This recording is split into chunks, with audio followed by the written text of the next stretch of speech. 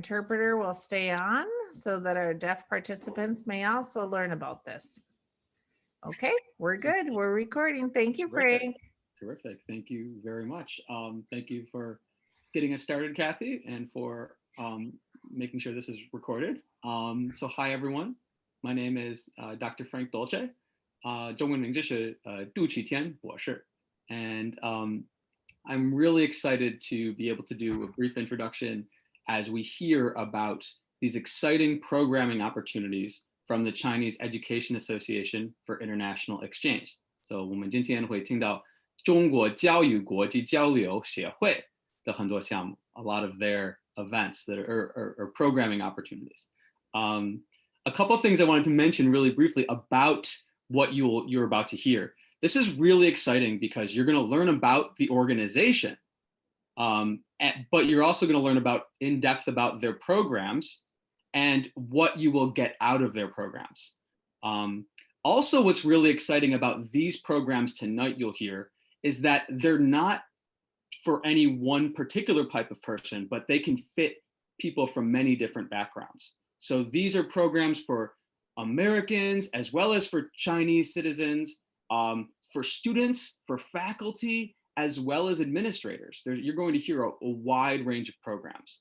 And at the outset, I wanted to let you know that this will all be recorded and you'll be able to review this later. Also, you'll be provided with contact info and websites you can visit to receive all this information. So 就是不要担心，就是你会，就是我们会有很多不同的可以就是听到的地方，可是看到这个信息。And then lastly, I wanted to say that their programs at CEAIE are not simply about learning about Chinese culture for the China programs, as well as making international connections. So you learn about culture and you make connections, but what's really unique and important about these programs is they also have a practical focus on leadership skills, professional expertise, and really immersing you in real world projects, real world learning. And I know as a professor of Chinese myself, I think that these are great ways to learn about Chinese culture and to make international relationships and become a global citizen. So without further ado, I would like to introduce Lidong Zhou. Zhou Lidong is the Senior Program Director at CEAIE. So Zhou 老师 will provide a presentation for the majority of the session today. Then we will watch a brief video, and finally we will have time for questions at the end. During this session, feel free to type questions in the chat, and we will get to those questions at the end. So thank you very much, and without further ado, Zhou 老师, I turn the floor over to you. Okay, thank you so much for Frank introduction. Thanks for such a great opportunity provided by the Chinese Embassy and also for State University. Before I introduce, so you can see the screen? No. Can you open that order so I can share my screen? Certainly, if I have to press one moment, I will make sure that you have that ability.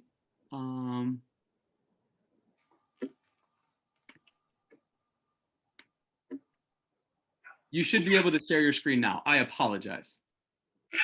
Okay. Can you see that now? Okay, so it's a great pleasure to introduce the exchange programs for US K-16 students and faculty on behalf of CEAIE. For these specific programs, please allow me to spend a few minutes to introduce who is CEAIE and what kinds of US-China education exchanges we have done with our American partners. China Education Association for International Exchange is China's most influential non-for-profit organization, conducting international education exchanges and cooperation. So our mission is to address the needs of China's education development and also building the trusting relations between people around this world. Here are some milestones for CEAI's development. After we founded, we have been registered at the Ministry of Civil Affairs as a social organization. And in 2014, it has been certified as a 5A standard, which is the highest standard in China. Besides this, we have got many special status in the UN system. Also, we become member institutions in some multinational organizations, such as the WFCP, SEMU, and LHE. Here are some main endeavors, activities we have covered, but not limited to the following 6 areas. The first is people-to-people diplomacy and exchange. So under the Sino-Foreign people-to-people dialogue and mechanism, we have done many programs. So today, the programs I'm going to introduce are under this part. The second is the International Platform for Education. Every year we host the China Annual Conference and Education Expo, which is the biggest in China. The third, we conduct the quality assurance and quality accreditation for the curriculums given to the international students and also for the Sino-joint institutions and programs in China. The fourth part is about the professional development. We've given some many leadership trainings for the administrators and presidents in different levels in China and also overseas. Fourth part, because CEAE has over 900 member institutions, so we have built a platform to share all this information with our members. The sixth part is our multilateral cooperation.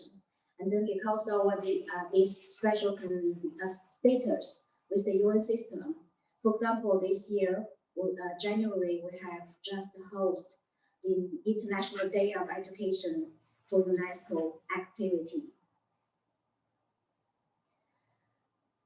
My second part will introduce the overview of US-China education exchanges we have done with the American partners.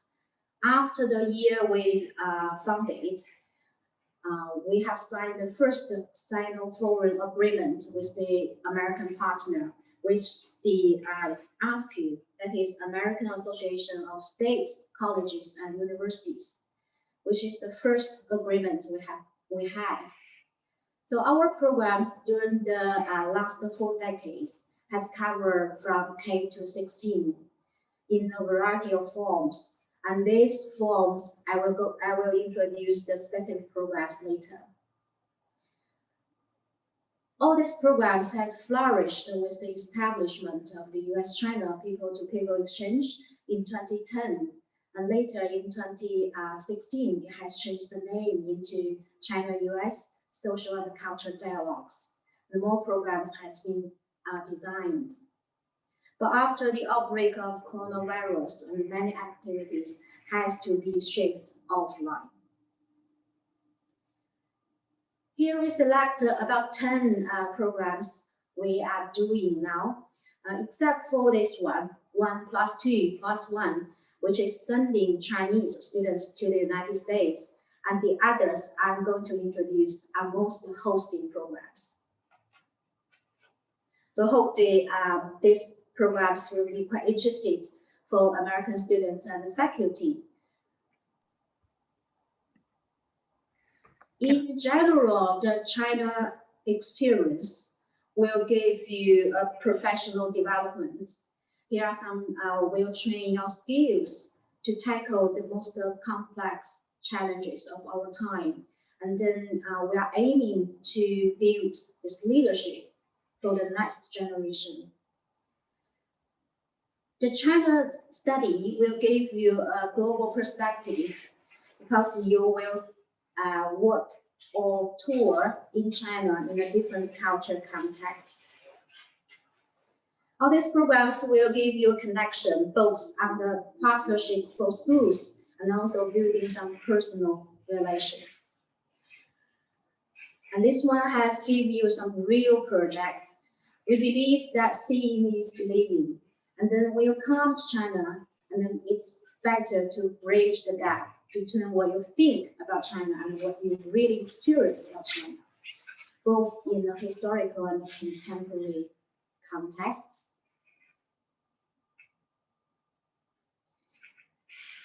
The third part is the specific exchange programs we have done. So I will introduce one by one.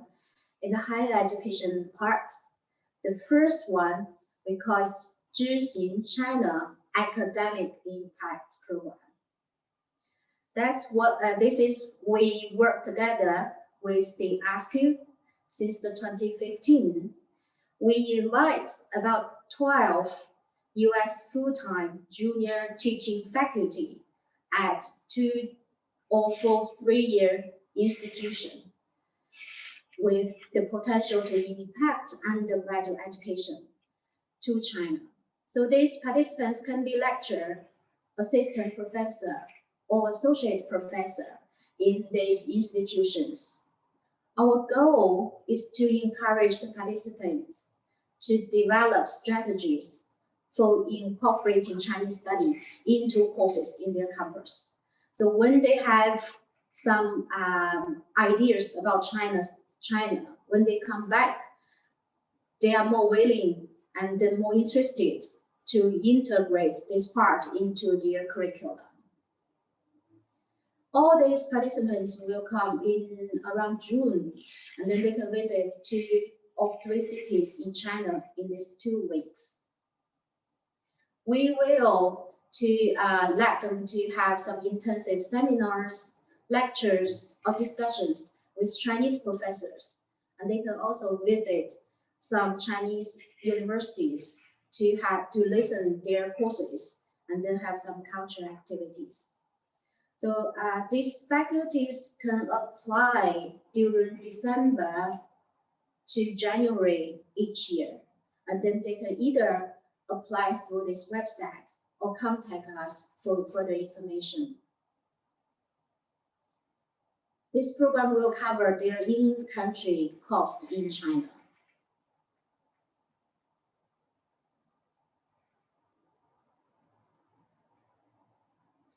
The second one is CEAIE-China, US-China University Student Leaders Academy.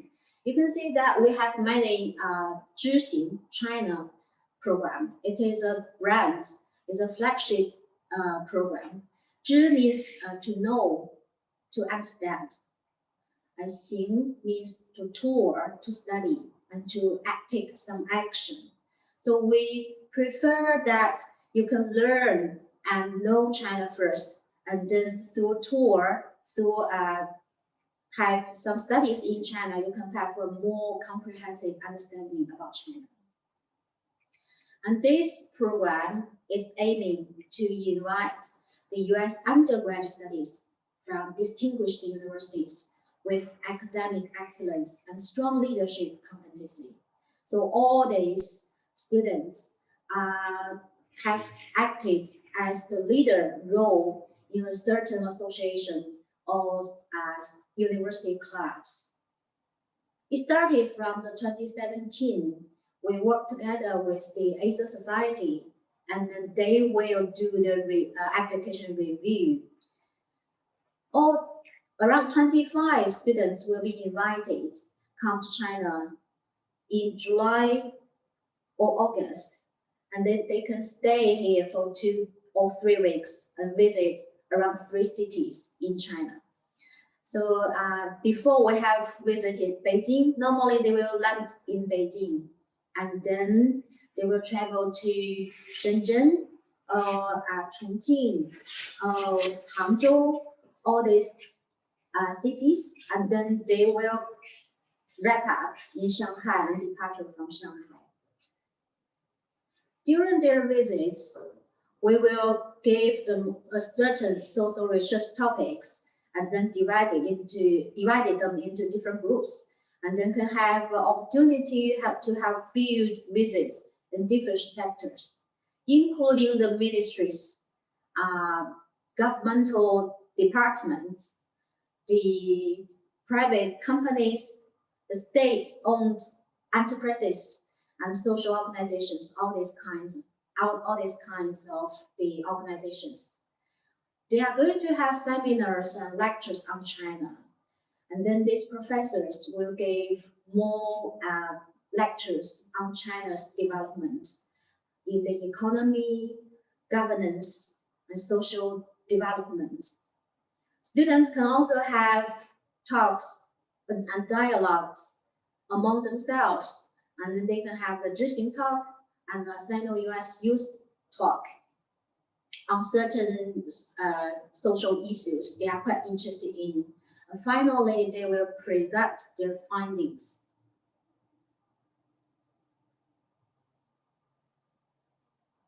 Here's the timeline.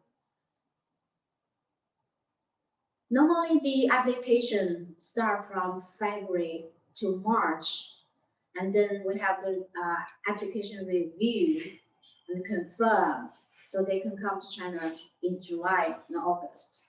Here is the website. They can check for the timelines and also to submit their application. But last year, because the travel restrictions for the American students, so we have changed a little bit to do some activities online. We host several lectures and also panel discussions online with some mentors and also professors. The fellowship will cover international airfare and travel in China, and also some insurance, visa, and in-China activities. Later, we will have a video about this program.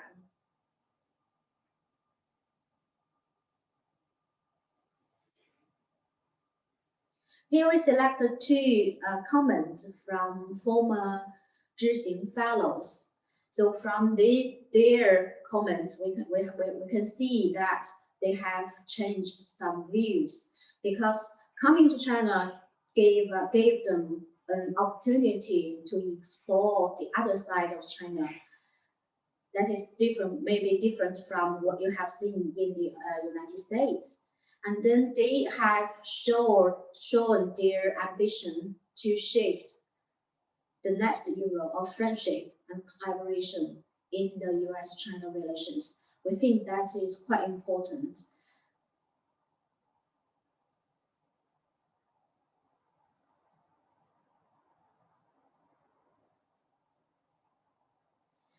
The third program is called Sino-American Cooperation, Higher Education and Professional Development. In short, we always call our 1+2+1. It started from 2001 and has just got their 20 years anniversary. So one means that the students will study their first year in China, and their second and third year in the United States, and the last year in China again. After completion of their studies, they are going to be awarded 2 separate degrees from both Chinese and American universities. So this is a joint degree programs we have. Up to now, there are about total 17 cohorts. More than 5,800 students benefit from this program while working with ASQ. This is a general map of the allocation of US universities, around 40 in total. In Minnesota, there are 2. One is University of Minnesota, Duluth. The second one is Bemidji State University. It's quite, Chinese students are quite interested for this kind of study programs. 126 Chinese partner universities here, and then we can see there is still increase of the numbers.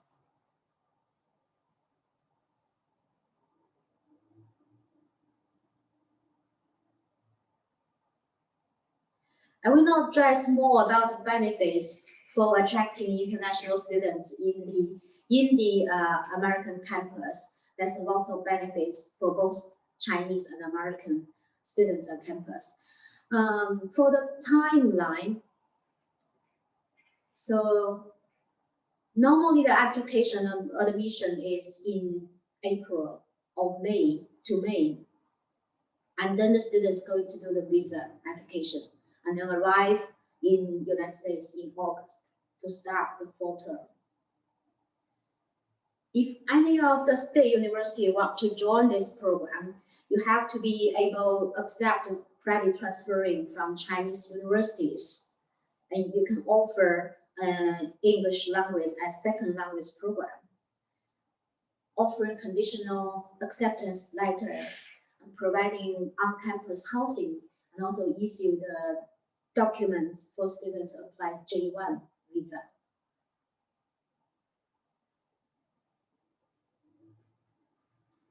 So here is the contacts. We might have different contact person because all these programs are done by different departments of CEAIE. So if you have any inquiries, and then you can contact them directly. The second part is the vocational education. We have a China-US Rising Star study tour.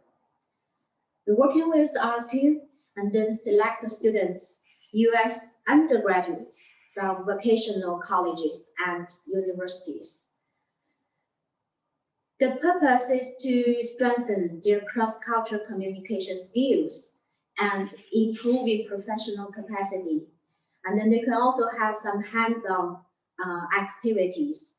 So we are also trying to increase the students studying in China in the vocational education sector.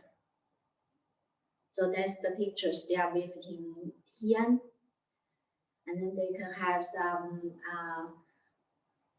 culture learning, and then they visit one vocational colleges for aviation.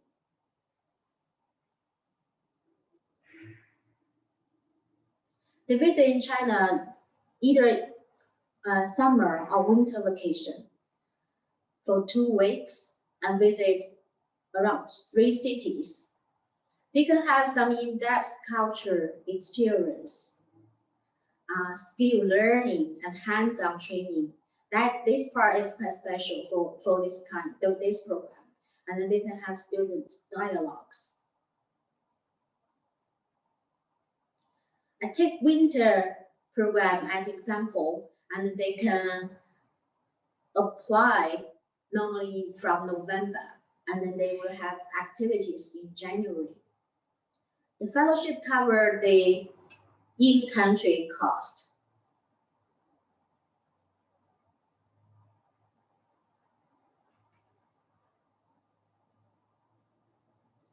The third is basic education. We have 6 programs. The first one is in China State and Provincial Education Administrators Program. We work with the School Superintendent Association, AASA, and every year we invite around 12 to 15 K-12 superintendents, assistant superintendents, principals, assistant principals, and other education leaders to visit China. The purpose is to building professional relations and advance the school exchanges between US and China primary and secondary education. So last year, there is one superintendent is from the Little Fall community in Minnesota. It's in the central Minnesota. Excellent. That's Little Falls, Minnesota. That's about 30 minutes from St. Cloud. So fantastic. I'll have to connect with them. The name is Stephen Jones. Okay, thank you so much. Unity Schools.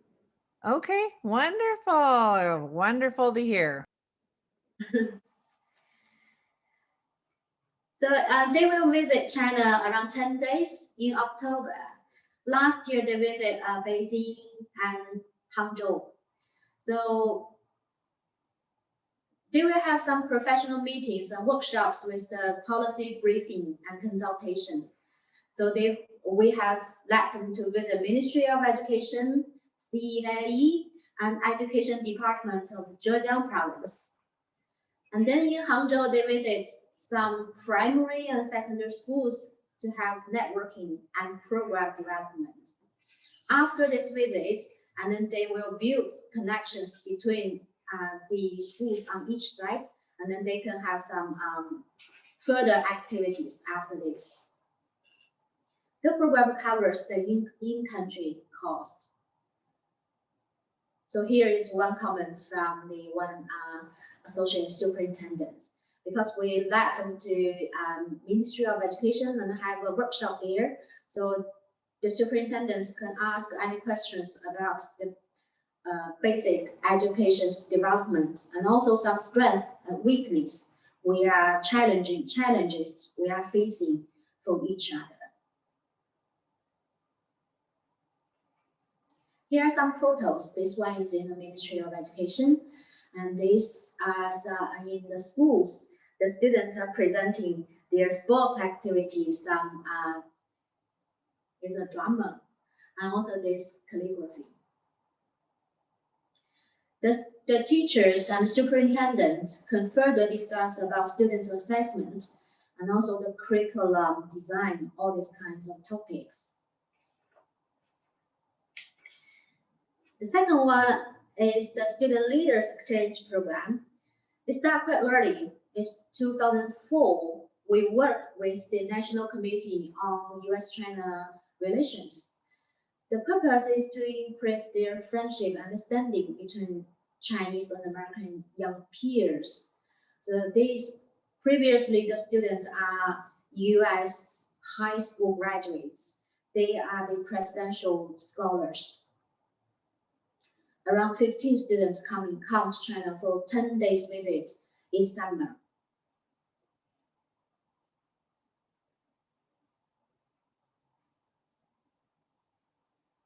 Here are some photos. They will immerse them into the cultural life of host community and then provide students a multi-dimensional experience about China. They have some field visits and culture activities. We also have some homestay for this group of students. So it's a combination of homestay and also some parts of living in the hotel. The program covers the in-country cost.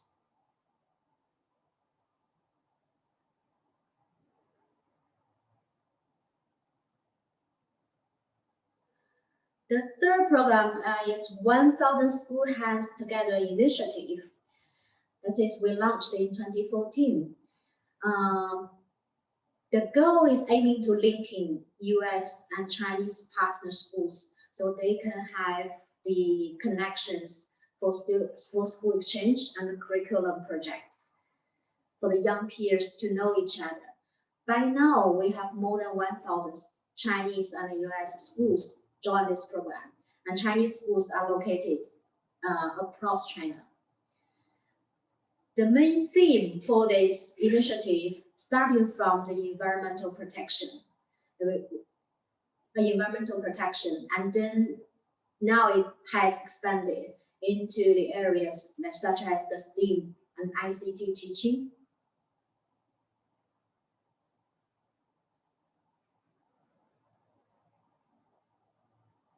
So every year we host some American groups come to visit China. Also, we lead a big delegation to the United States to visit there, from primary school to high schools, and then we will have some workshops together.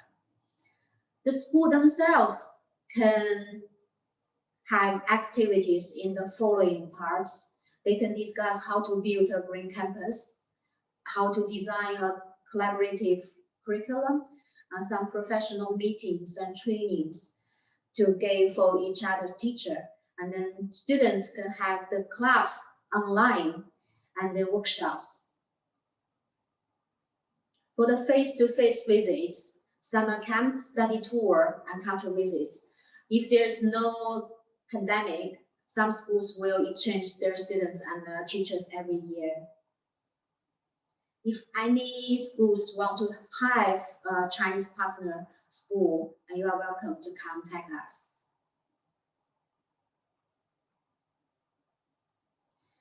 This one is about the teacher training program. We call STP, an Engage program. We put these two together because they are all about training. One, STP is for training for English teachers, and Engage is training for Chinese middle and high school students. We start quite early. We work together with the English Language Institute. Now it has changed to Pinnacle Teaching Solution. The teachers for STP, the trainers has to get a BA degree holder in English. And normally these teachers are quite well trained and professional teachers in American schools. For Engage, they are the college students, but they will get a training for how to teach. And then these students are aiming to become future teachers. So they come to China for 4 weeks in summer, and then they're going to teach in different locations. We really appreciate for their contribution of these teachers. Normally they will teach in the not so well-developed regions, and then the condition is not as good as the United States, but they are quite passionate about teaching, and then has greatly improved the English teaching competency for the English teachers. So we're still in short of these kinds of teachers. This is quite valuable. The first batch of 8 American teachers in Wuhan, Chengdu, and some teachers here, and then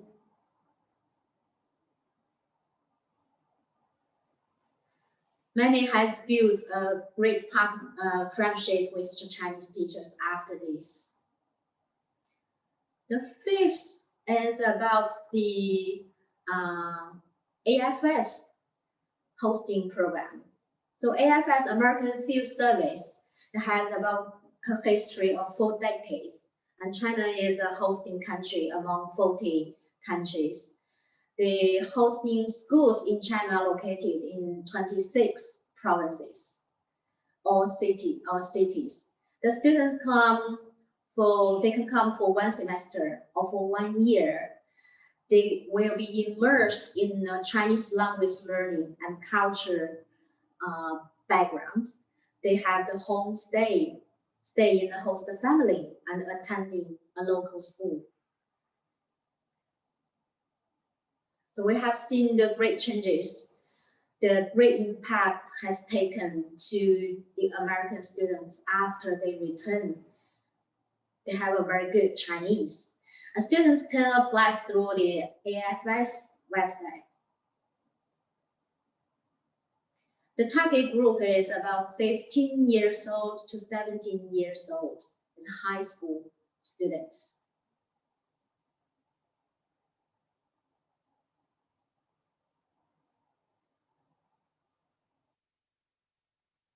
The last one is about the National Security Language Initiative for Youth, called NASLI.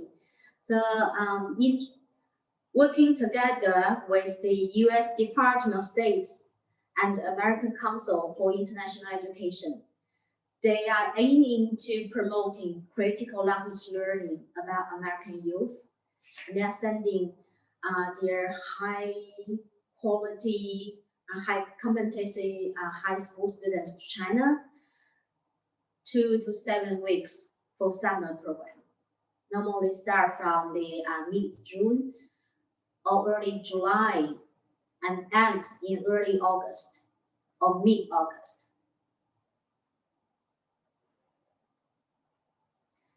Students can apply through this website.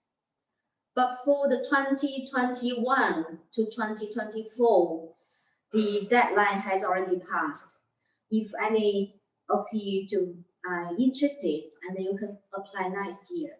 It's quite similar to AFS Hosting Program, and then participants will have an intensive language instruction, and then stay in a host family, and then they can have many cultural activities. Can I ask a clarifying question on that? So Right. on here, the deadline has passed for 2021, 2022, correct? Right. Okay, so then they have opportunities in the future for the other dates. All right, just wanted to clarify the deadlines for that. Thank you so much. But for this year, it has already passed, so they can apply for next year's. Okay, wonderful. Thank you so much. Okay, so my presentation is coming to the end. So if we have a video to play, and then I'm open to any questions about these programs.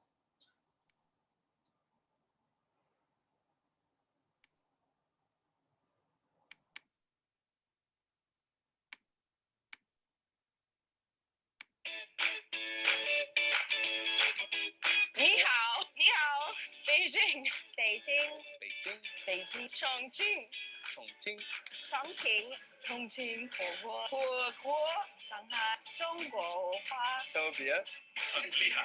我喜欢中文和北京重庆，很高兴认识你。我很兴奋可以去深圳和上海。我很喜欢中国，我爱中国。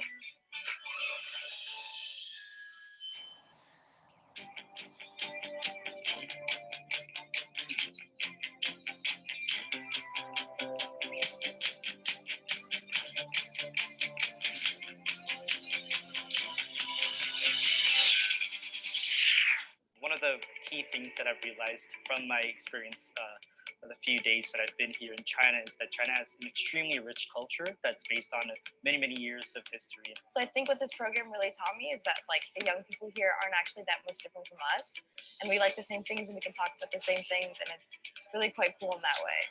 One of the things that struck me most when arriving in China was its rich culture. Chinese culture has managed to really be unique. Chinese legend of she cried and she went to find her husband and her tears wiped away. You've heard that? Yeah, Mengjiao. I think the Great Wall stands out not only because of its architectural excellence, but also because of its historical reasons. And I think the Chinese people, their wisdom has been so brilliant and so excellent. Even thousands of years ago, they have invented this kind of Great Wall to protect our safety. I couldn't imagine a better introduction to the deep culture that the Forbidden City has to show. I'm just amazed at the sheer amount of detail and craftsmanship and artisanry that went into such a beautiful palace. With the technologies that I've seen in China, I think the ones that have impressed me the most are the technologies in the port, like the Guoyuan port in Chongqing, and high-speed rail. Coming from an upbringing in America and never actually visiting China before, I was blown away by how revolutionary the infrastructure and innovation that's currently happening in China is, as well as how brilliant some of the professors we've been speaking with are, and the interesting conversations I've been having with the students. As for Shenzhen, I think it stands for a spirit of innovation and tolerance. Shenzhen witnesses the whole history of China's reform and opening up. I just can't imagine that 40 years ago, there was only just a poor rural area, just a fisher land. President Deng Xiaoping, in the 1970s, when he opened up China with special economic zones, Shenzhen was one of them, especially Shenzhen and Guangzhou. I think President Xi's opinion on this matter of opening its doors, and specifically with Shenzhen's sort of development over the past 40 years, has been very hopeful in a country like China. Shenzhen is a perfect example of that. I didn't know that what I've been seeing around me has only been developed in the past 40 years. And I think that is something that I'm very hopeful about, China's growth.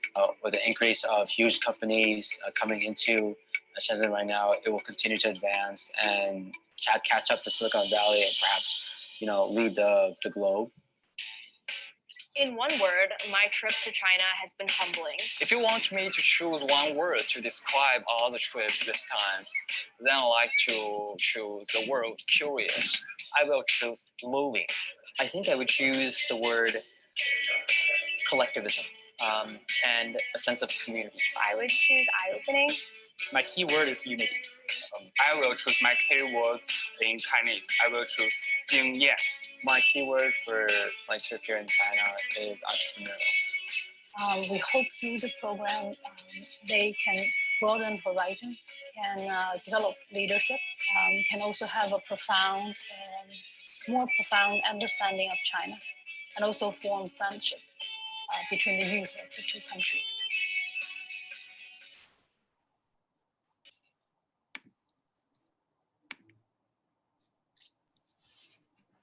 Okay. So among the, okay, can you hear me?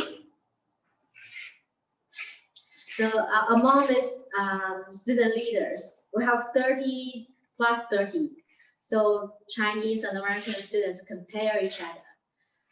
Among the 30 Chinese student leaders, as far as I know, more than 10 students are studying in the United States in different universities. And also some American students who are interested in the Chinese language, they have also applied for the university scholars, and then some study in Peking University or Nanjing University. Terrific. So thank you so much, Zhou Laoshi, for introducing us to this wide array of programs. Now we'd like to open up the floor to questions. Please type questions into chat, and we will then, Zhou Laoshi, feel free to answer any questions you see in chat, or if I see any that appear that look interesting, I might raise them. So. Okay, at least the question, so we can save some time, maybe. Okay. And I will just say, I am so impressed with the amount of opportunity that exists and how much opportunity there is in such a broad array of areas. And China's commitment and your organization's commitment to offering these programs for students is fantastic. And so we will continue to do our part to share these opportunities with our students as much as possible and let them know, and Frank, I'm sure you and I both agree in the immense value of people-to-people exchange. Most certainly.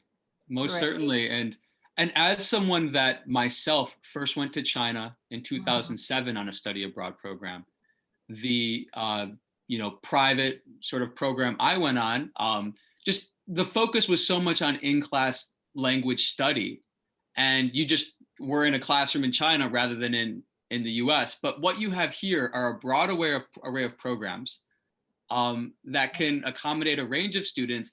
And it's not just about sitting in a classroom and having lectures. It's about project-based learning, collaborating with Chinese peers, engaging with people from China. And I think that that's really valuable. It's practical learning and leadership skills. And that's what's really exciting about what Zhou Laoshi has to offer here. So do we have any questions though? Are there any questions at all? Would anyone care to raise? Just type in the chat. No pressure. The questions that I saw were about having access to the recording of this session. And so I want to share that St. Cloud State University is creating a library of all of these sessions. And so we will make them accessible after this evening and share that information with everyone who has been participating in these. And I see the question about the slides. Yes, we will have access to the slides because the slides are very informative. So with the video presentation, we will also include the slides. So we're very thankful for everyone who has participated. I know My first journey to China was through an education abroad program, and it was 3 weeks long, and it was life-changing for me.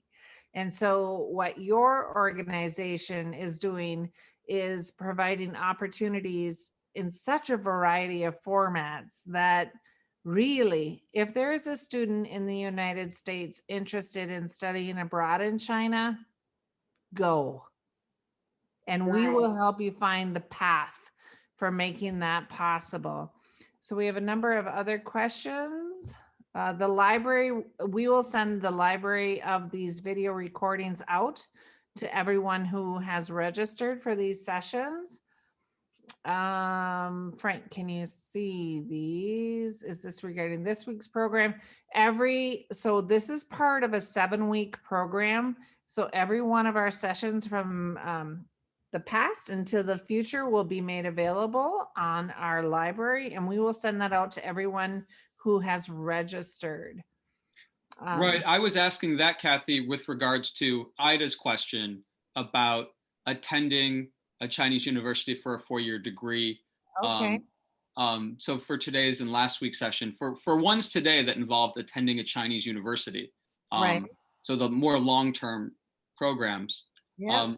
would courses be taught, Zhou Laoshi, would courses be taught in English, in Mandarin, or in some combination of the two? For the degree program in Chinese university, right? Yes. Yes, we have many universities who have offered the courses in English. And then they have the International Education Institute, and they create a curriculum catered for the international students. So we have a study in China website for those who want to study in Chinese universities. And also you can, if you are interested in specific Chinese university, you can search on their website. And then when HSK has achieved a certain level, and then you can attend some Chinese lectures. Thank you, Zhou Laoshi. And one thing that I noticed was that you have offered these short-term programs as well as long-term programs. And we'll recall from last week, they were mostly long-term and even degree programs that we saw for last week. And so what we're seeing over the course of this series is that there's opportunities to go study abroad in China for a prolonged period of time, to study actual subjects beyond just language if your HSK score is high enough, as well as to, regardless of whether you're a student, an instructor, an administrator, to go to China in a short-term capacity and do more than leave with like better skills with chopsticks and a little bit of cultural knowledge about China. You actually can meet counterparts from China, from diverse areas, and learn how they think about issues that are similar to the issues you face in America. So I can't emphasize enough how rich and rewarding these programs are, and I hope you'll all take advantage. I agree. And Here the especially, programs, yeah. here the programs we list are mostly the short-term programs during the summer, around just 10 days. So it's like a taste of Chinese culture in a short period of time. Then if you're quite interested, and then you can apply for that from the 语和中心, from the last week's program. Okay, wonderful. And I know, you say it's only a 10-week or a 10-day program, but there's so much value in a 10-day program because your eyes open up to the experience in China. And then you say, oh, maybe I could do a semester. Maybe I could do a year. And you continue to build the opportunities and the knowledge and your language skills through those opportunities. And so we're very grateful for you sharing your story and sharing the opportunities that exist with the China Education Association. And we really hope to have more students take advantage of these opportunities. And I will end, and Frank, I hope you can comment to this too. that right now, with the tension that is happening between the United States and China, I firmly believe the power of people to people exchange is what will build trust and friendship between the United States and China. And so we're so very thankful for you and for the scholarship opportunities that are provided through your organization, because this is really the essence of our relationship. Thanks for those words, Kathy. You just provided a really 30,000-foot view of why this is important. Allow me to provide a concrete view. So we're talking about maybe you do a 3 to 4 week program, 2 to 3 week program in China over the summer. And maybe then that leads you, as Joe Lauscher said, to want to do more long-term exploration, study, work in China down the road. But even in the short term, when you return to your American university, your American institution, you're going to run into peers at your school and your community who are from China, and you'll have visited some of the cities. And that will give you an entryway point into conversations with them, into new circles, new communities of practice, even in your American community, because you will be a more global citizen from those 10 days, 2 weeks in China. So when we say it will open up your eyes, we mean you'll make new friendships even once you come back to the US. So yeah, there's real value in these short-term programs as a way to get your feet wet, but also to start thinking like a global citizen. Thank you. Excellent feedback, Frank. Thank you so much to our colleagues in China. What a wonderful session. And we greatly appreciate you sharing about all the opportunities for our American students. Great. Thank you. 非常感谢周老师。好，谢谢。Yay. Okay. So Good night, everyone. We hope you enjoyed this and find it in the video library along with all the others. Okay. Thank you, everybody. Thank you, Lucy. Bye-bye.